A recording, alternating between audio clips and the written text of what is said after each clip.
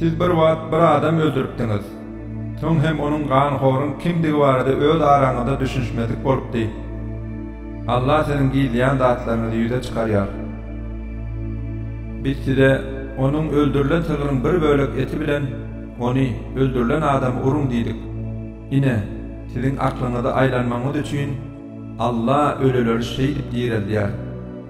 Ve size öz alamatlaryny, kudretlerini görkezýär. Emma mundan soň siziň kalplaryňyz ýene-de daşýaly. Hatda ondan hem has beter gatylaşypdy. Taky käbir daşlaryň aşagyndan derýalar çeşmeden gaýnap çykýar. Käbilerin içinden ýarlyk suw çykýar. Käbir daşlar bolsa Allahdan gorkusyna ýere togulanyp düşýär. Allah siziň edýän işleriňizden gapyl däldir.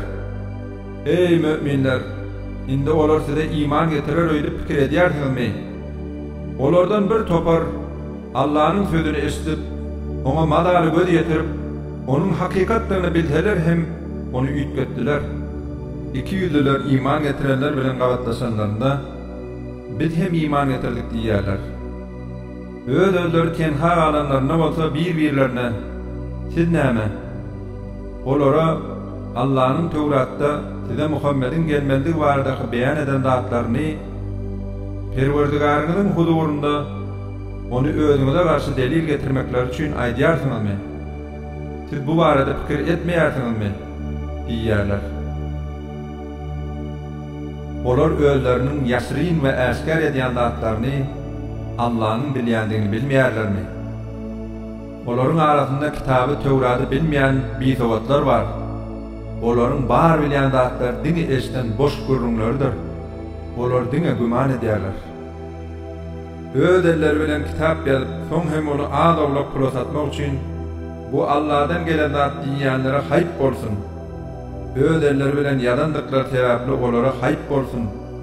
Olara gadanan zatlar üçin hem haýp bolsun. Olar Israil oglary bize dogda howdy diňe sanaly gün deger diýdiler. Olara siz näme Allah'dan ähli peýman aldyňyzmy? Allah öz ähli peýmanyndan hiç haçan dälmez.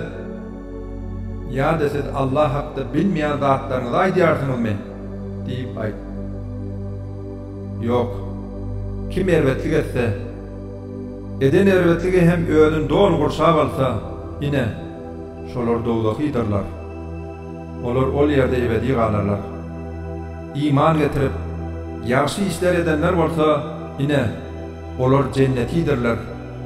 Olar ol ýerde ebedi galarlar. Biz bir wagt Israil ogullaryndan olaryň dine Allah ibadet etjekleri, ene ata, ýakyn dogan garyndaşa, yetimlere, miskinlere ýaşylyk etjekleri barada ähli peýman alypdyk. Olara insanlara dine ýaşy söz sözlen, namaz dogry berja edin, zekat berin diýip emir edipdik. Soň dine az sanlyňyzdan galanyňyz bu wagdadan ýüz öwrüp dändiňiz. Ey Israil oglary, biz sizden bir-biriňiziň ganlaryňyzy dökmejekdiňiz, bir-biriňizi ýurtlaryňyzdan çykarmajakdyňyz barada hem ähli peýman alypdyk.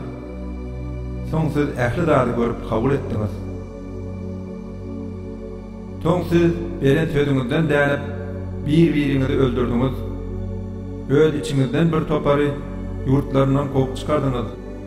Olara garşy günäde we düşmançylykda bir-biriňize ýardam berdiňiz. Olary ýurtlaryndan çykarmak size haram bolsa da, siz olary hem ýurtlaryndan çykarýarsyňyz, hem de başgalarynyň eline ýetir bolup size gelenlerinde tölek töläp olary halat edýärsiňiz. Ýa-da siz kitabyň bir bölegine inanyp, bir bölegini inkar edýärsiňizmi? Siziň içiňizden kim beýle edýän bolsa, onuň jezasy bu dünýä ýaşaýşynda rıswalykdyr. Kıyamet gününde bolsa, olar iň agyr adaba duçar bolarlar. Allah siziň edýän işleriňizden gapyl däldir. Olar ahiretiň deregine bu dünýä ýaşaýşyny satyn alanlardyr. Şonuň üçin hem olaryň adaby ýeňilleşdirilmez, olara kömek hem edilmez. Takyp biz Musa kitaby Tewraty berdik. Ve ondan soň hem iyiliğinde peýgamberi berdik. Meryem oğlu İsa eşkar deliller verdik ve onu mukaddes ruh Cebrail bilen goldadık. Emma näbat peygamber sizin gowluňyň halamayan dadyny getirse welin tekebbirlik etdiňiz. Siz özüňize iwelden peýgamberiň käbirini ýalançy hasapladyňyz, käbirini bolsa öldürdiňiz. Olar biziň kalplarymyz möhürlenen diýdiler. Ýok. Olaryň küperleri sebäpli Allah olary näletledi. Şonuň üçin hem olaryň içinde ananýanlary azdyr.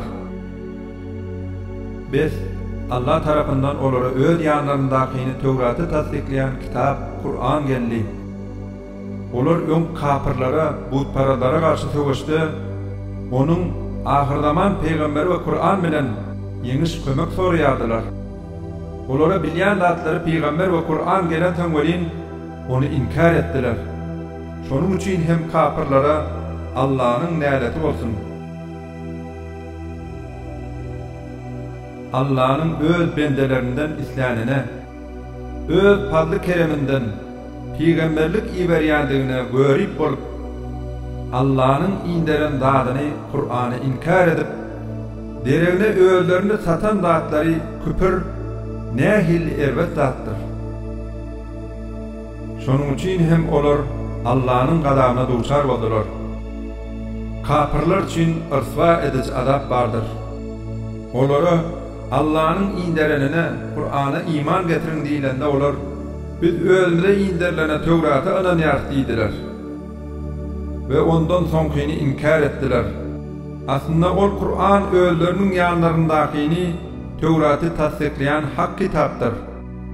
Olara eger siz ananýan bolsaňyz, onda näme üçin mundan Allah'ın peýgamberlerini öldürýärdiňiz diýip aýt. Kasam bolsun, Musa size eşkar deliller bilen gelipdi.